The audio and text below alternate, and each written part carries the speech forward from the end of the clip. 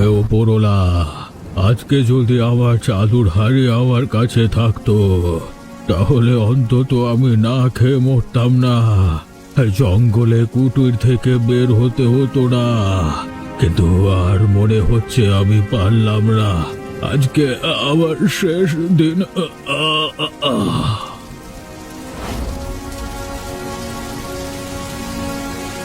এটা তো বেশ পুরনো, বাড়িতে ফুলদানি হিসেবে রাখা যাবে। যাই যাই, বাড়ি নিয়ে চলে যাই।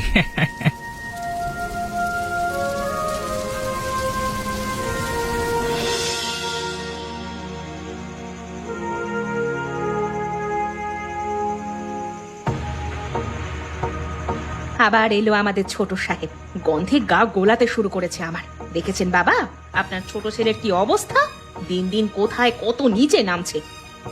জয়, এত রাতে আবার? তোর লজ্জা বলে কোনো জিনিস নাই রে। তুই এত নির্লজ্জ কেন? ওঠো, এইভাবে প্রতিদিন নেশা করে আসছো কেন? তাড়াতাড়ি চলো, মুখে হাতে জল দেবে চলো। কাদের সাথে মেলামেশা করছো তুমি? বড় বউ, এত আদর করলে ও আরো বাঁদর তৈরি হবে। ওর আসল চিকিৎসা হচ্ছে এক ঝাঁটা। ঝাঁটায় করে পেটাতে পারলে তবে ওর ভূত ছাড়বে। আরে সবাই কেমন আছেন? দাদা বিদেশে থাকে, আমি ঘর সামলাই। আমি যদি একটু খাই তাহলে অসুবিধে কোথায়? আর পারছি না, ওর একটু স্থির হওয়া দরকার। ওর বিয়ে দিতে হবে, না হলে আর কোনো উপায় নেই। বিয়ে? এই উড়নচণ্ডীকে কে মেয়ে দেবে? একটা মাতাল তৈরি হয়েছে, পরিবারের নাম খারাপ করছে। ওর দাদা যদি জানতে পারে। সবই আমার দোষ। বাকি দুই ছেলের মতোই ওকেও যদি আমি বাইরে পাঠিয়ে দিতে পারতাম তাহলে সমস্যার সমাধান হয়ে যেত, কোনো সমস্যা হতো না। কিন্তু উপযুক্ত কোণে আমাদের সম্মান রেখে পাত্রী দেখতে হবে, যাতে আমাদের পরিবারে এসে ঠিকমতো মানিয়ে নিতে পারে, আর আমরা যাতে শান্তিতে থাকতে পারি। আমার এখন ভালো লাগছে না, ঘুম পাচ্ছে, ঘুমোতে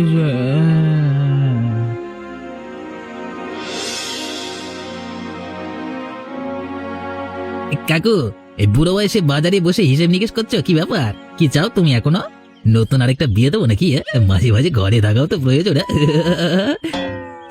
আরে গোপু, ছ্যাঁচড়ামি করিস নে। এই সবে মাত্র একজনকার বিয়ে বাড়ির খরচ শুনেলাম রে বাবা, আবার মাথায় উঠে গেল। আমার মেয়েটাকে উদ্ধার করতে হবে তো। কাকু, তোমার মেয়ের ললিতার বয়স কত? 25? তাহলে ওর বিয়ের কথা ছাড়ো, আগে তুমি একটা খুঁজে নাও। তোমার এখনো ইয়ং বয়স, হিরোর মতো দেখতে। থাম থাম থাম, বাজে কথা বলিস না। লোকজন কি ভাববে? লোকজন কি ভাববে? কাকু, জীবনটা নিজের জন্য। চলো চলো, আজকে আমি তোমাকে এক প্লেট জিলিপি খাওয়াই, বিয়ের চিন্তা পরে করা যাবে। আরে নিজের ইচ্ছা এসো না কাকা, এরকম করে ষাঁড় গরুর মতো তোমাকে টেনে টেনে নিয়ে যেতে হচ্ছে কেন? তুই তোর বাবার মতোই পাগল হয়েছিস। সেও এমনই ছিল আর তুইও তেমন হয়েছিস। কিন্তু বাবা, আমার মেয়েটার একটা ব্যবস্থা দেখ, তাকেও তো উদ্ধার করতে হবে। আরে হবে হবে, সব ব্যবস্থা হবে, সময় এলেই সব ব্যবস্থা হয়ে যাবে। আরে ভাগ্যের উপর বিশ্বাস রাখো, একজন ভালো মেয়ে দেখবে, ওর ভালো হবেই হবে। হ্যাঁ, বুঝলে?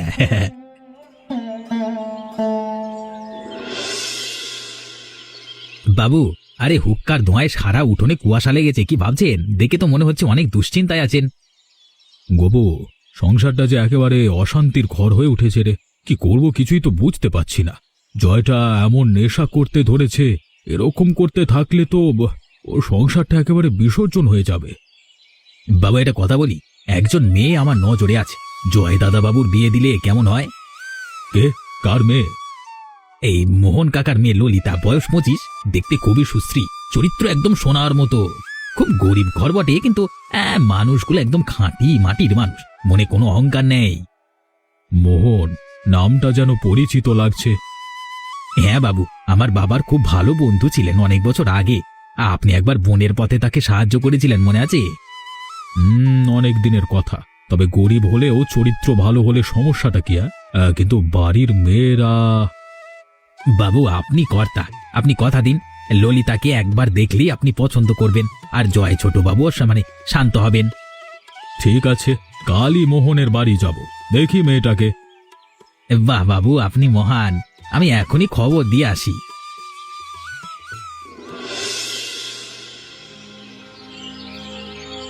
শুনেছিস ওই গোপুর চালাকিতে তোর বাবা মোহনের মেয়ে দেখতে যাচ্ছে কাল। গরিবের মেয়ে আমাদের বাড়িতে এসে আমাদের সমান হয়ে থাকবে, এটা কোনোভাবেই মেনে নেওয়া যাচ্ছে না। বাবাটা কিছু বলতে পারি না তাই, তাহলে সত্যি এসব ছোট লোকদের কথা শুনে নেচে ওঠে। ঠিক বলেছিস, আমিও তো সহ্য করতে পারবো না। তাহলে কি করা যায়? সরাসরি বললে মানবেন না। প্রথমে তো মেয়েটার সম্পর্কে কুৎসা রটাতে হবে, বলতে হবে তার চরিত্র ভালো না, পেছনে প্রেমিক আছে বা সে অসুস্থ, যাতে কর্তার মন ভেঙে যায়। কিন্তু গোপু তো তার পক্ষে সাক্ষী দেবে। গোপুকেই তো আগে সন্দেহের চোখে দেখাতে হবে, বলতে হবে সে টাকার লোভে মেয়ে পক্ষের সাথে মিলেছে। উনি গরিবকে দয়া করেন, কিন্তু বিশ্বাসঘাতকতা সহ্য করেন না। যাই হোক, বিয়ে হলে আরেক প্ল্যান। নতুন বউকে এমন ভাবে কাজে ফাঁদবো না যে সে নিজে থেকেই পালাবে। প্রচন্ড অত্যাচার করব আমরা। হ্যাঁ, এই বাড়িতে আমরা ছাড়া কোনো রানী হওয়ার সুযোগ পাবে না কেউ না। বাবা এই হাঁড়িটা এত যত্ন করে রাখতেন কেন? আহা, আজকে যদি এর ভেতরে টাকা থাকতো কত সুখেই না জীবনটা কাটাতে পারতাম। কিন্তু আমার পুরা কপাল, কিছুই নেই। এ কি, এত আলো আসলো কোথা থেকে? কিসের আলো এটা? এটা এটা তো জাদুর হাঁড়ি। বাবা যে গল্প বলতেন সেটা সত্যি ছিল, তাই জন্যই বাবা এত যত্ন করে রাখতো এই হাঁড়িটা। যদি এখানে দুটো রুটি থাকতো।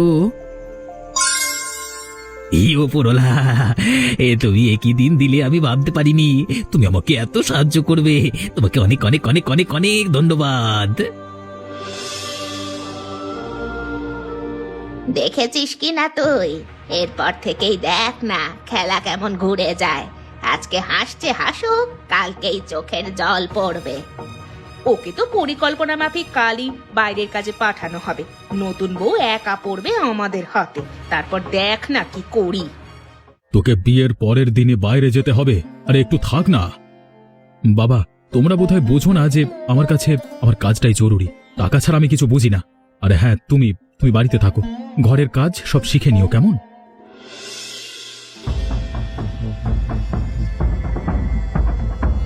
এই দেখ, এতে কালির দাগ আছে, তোর চোখে যায় না?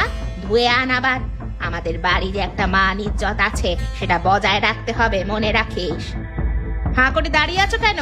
পেঁয়াজটা শিগগির কেটে দাও, না হলে নাস্তা হবে কি করে শুনি। আর শুনে রাখো, বড় বৌদি সকাল সকাল বাইরে যাবে, তোমাকে সব কাজ করতে হবে। এ কি, ললিতা একা সব করছে? আমি একটু সাহায্য করি। বড় বউ, তোমার কাজ করার কোনো দরকার নেই, কাজের লোক পেয়ে গেছি আমরা। নতুন বউকে তো বাড়ির কাজ শিখতেই হবে। তুমি গিয়ে বরং কর্তার জন্য চা বানাও। আপনারা যেটা করছেন এটাকে শেখানো বলে না, বলে অত্যাচার। আমি তাহলে শ্বশুর মশাইকে ডাকি, তিনি পুরো বিষয়টা দেখে যা সিদ্ধান্ত নেওয়া নেবেন। তোমার হঠাৎ এত দরদ উতলে উঠলো কেন? হ্যাঁ, তুমি কে হে আমাকে শেখাতে এসেছো? তুমি কি এই বাড়ির মালিক? যাও, যা বলা হয়েছে তাই কাজ করো, নিজেকে বেশি মালিক ভেবো না। কি হলো কি? সকাল সকাল এত চিৎকার কেন? হ্যাঁ, কিছুই না। বড় বউ নতুন বউকে আজকাল একটু বেশি আদর করছে, আমাদের কথা মানতেই চাইছে না। বাবা, আপনি নিজেই বিচার করুন সবকিছু দেখে। সব কাজ একা ছোট বউ করবে? থামো থামো, তোমাদের এই রোজগারের ঝগড়া আমি সহ্য করতে পারছি না। একটু শান্তি চাই আমার। বাড়িটাকে নরক বানিয়ে রেখে দিয়েছো তোমরা। বাবু, আপনি এখানে? চোখ মুখ দেখে কেমন যেন মনে হচ্ছে। শরীর ভালো তো আপনার? কে? ও গোপু। আর শরীর রে, শরীর একরকম চলছে, কিন্তু মন ভালো নেই। কি হয়েছে বাবু? ছোট বৌমার কথা ভাবছেন নাকি? সব শুনেছিস নিশ্চয়ই। রোজগার ঝামেলার ভালো লাগছে না। ছেলেটা পর্যন্ত বাড়িতে নেই, আর ওরা সবাই মিলে অসহায় নতুন বৌমাটাকে একদিকে করে অত্যাচার করছে। শান্তি চলে গেছে রে গোপু। বাবু, আপনি কর্তা, আপনি ও বাড়ির মালিক, আপনি চাইলে কিন্তু এসব কিছু আটকাতে পারেন। কর্তা? এ বয়সে কর্তাগিরি করবার ক্ষমতা আমার নেই। আর এদিকে মেয়েটার অত্যাচারও চোখে দেখা যায় না, একটু শান্তি কি করে পাবো বলতে পারিস? বাবু, আপনি চিন্তা করবেন না। আপনি যদি আদেশ দেন আমি কিছু ব্যবস্থা করতে চাই, দেখি যদি কিছু করা যায়।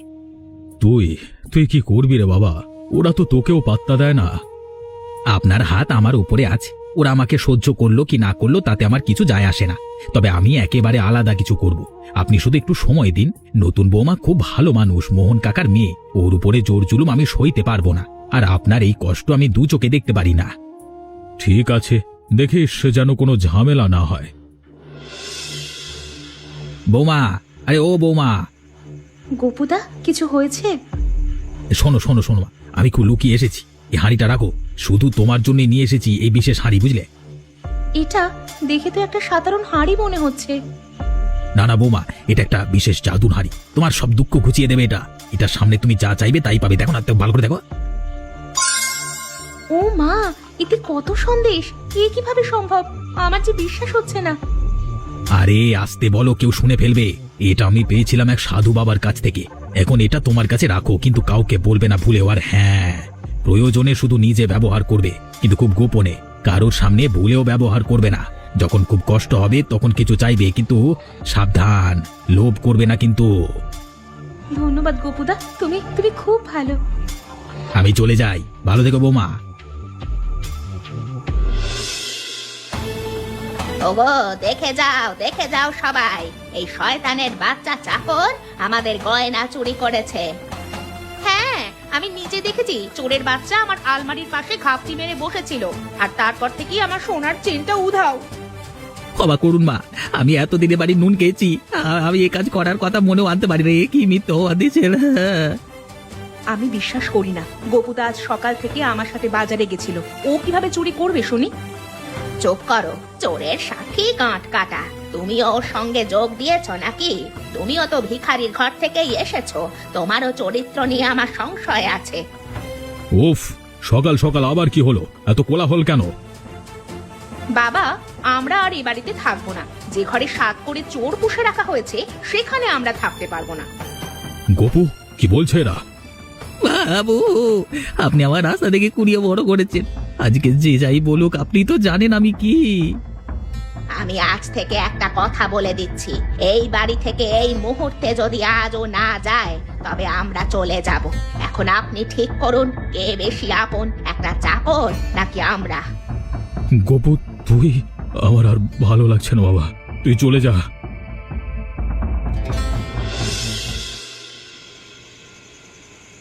বিশ্বাস হচ্ছে না, আমরা ঠিক দেখছি তো?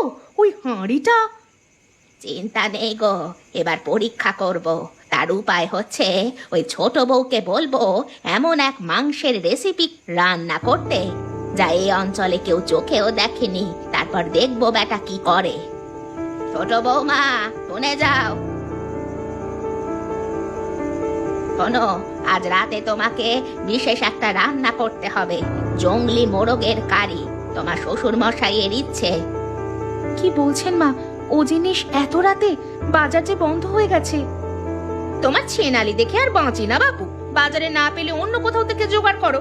মোট কথা আজ রাতে চাই। কি হলো, আবার তোমরা ছোট বৌমাকে অত্যাচার করছো? দিদি, সবাই জংলি মোরগের কারি খেতে চায়। আমি কি করব কিছু বুঝতে পারছি না। এবার মনে হচ্ছে আমাকে এই বাড়ি ছেড়ে চলে যেতে হবে। না না দিদি, ওনারা গুরুজন। আমার কাছে যখন চেয়েছেন তখন আমি যে করেই হোক জোগাড় করে আনবো।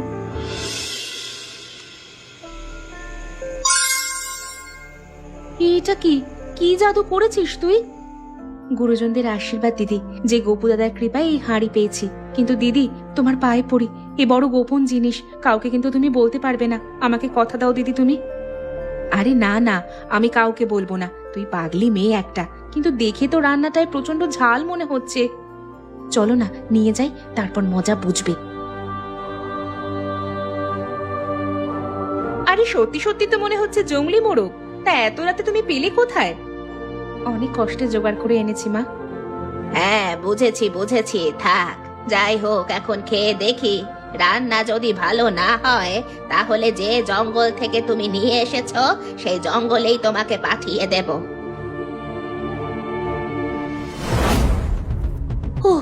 ও মা গো, মরে গেলাম, এত ঝাল! জল দে, কেউ জল দে রে। ওরে বাপরে বাপরে বাপ, সাপ সাপ! ওফ, আবার কি হলো? এত চিৎকার কিসের? রাত দিন তোমাদের অশান্তি ভালো লাগে না? আমাকে একটু শান্তিতে থাকতে দিল না। উফ! ওই দেখো গো, ওরা দুজনে মিলে আমাদেরকে মারার ষড়যন্ত্র করেছে। এমনিতে খাবারে বিষের মতো ঝাল দিয়েছে, তারপর আবার খাবারের হাঁড়ি থেকে জ্যান্ত সাপ। মরে গেলাম গো। ছোট বাবু, জয়বাবু, কি হয়েছে আপনার?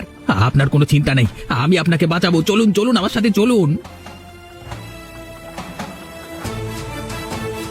তোমরা দেখে যাও গো, কি হয়েছে ছোট বাবুর। ওরে, তোরা দেখে যা, দেখে যা, আমার ছেলের কি হলো গো। শয়তানের বাচ্চা, তুই কি করেছিস? আমাদের ওপর প্রতিশোধ নিতে তুই কি করেছিস বল? মা, বিশ্বাস করুন, আমি রাস্তায় পড়ে থাকতে দেখে বাবুকে উদ্ধার করে এনেছি। এখন এসব কথা না বলে দ্রুত ডাক্তার ডাকুন। হায় রে, এ তো প্রচন্ড জ্বর। গোপু, তুই বাবা আর কতদিন হবে তোর আমাদের উপর? সংসারের জন্য এত কাজ করেছিস আর সবাই তোকে অপমান করে তাড়িয়েছে, এরপরেও তুই আমার ছেলেকে বাঁচিয়ে বাড়িতে নিয়ে এলি বাবা। কি করা যায় বলতো? ডাক্তার যে বললেন সময় কম, তাছাড়া দূরের হাসপাতালে নিয়ে যেতে গাড়িও পাওয়া যাবে না এই হদ্দ গ্রাম থেকে।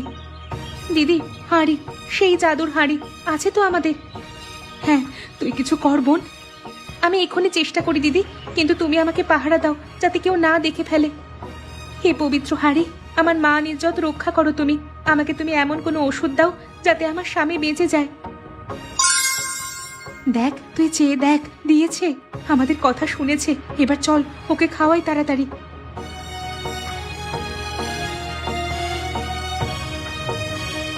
বৌমা, আমাকে ক্ষমা করো, আমি অনেক পাপ করেছি। তুমি আমার ছেলের জীবন বাঁচিয়েছো, আমি অন্ধ ছিলাম, ক্ষমা করো মা। আর আমাদের সবচেয়ে বড় ভুল, গোপু, তোকে তাড়িয়ে দিয়েছিলাম আমরা। তুই এই বংশে আশীর্বাদ বয়ে নিয়ে এসেছিস। তুই যদি না থাকতিস তাহলে আমার ছেলে হয়তো বেঁচে উঠতো না রে। বাবু, আমি তো অপেক্ষা করছিলাম এই শান্তির দিনটা ফিরে আসবার জন্য। আমি তো আপনাকে কথা দিয়েছিলাম, বলুন। আমাকেও তোমরা ক্ষমা করে দিও, না হলে নিজেকে নিজে কোনোদিন ক্ষমা করতে পারবো না। আরশি, ভুল সবার হয়, ওসব কথা ভেবো না। এখন থেকে আমরা সবাই মিলেমিশে থাকবো। তুই ঠিক বলেছিস গোপু।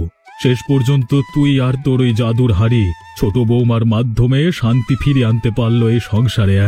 এবারে জীবনের শেষ কটা দিন একটু শান্তিতে কাটাতে পারবো।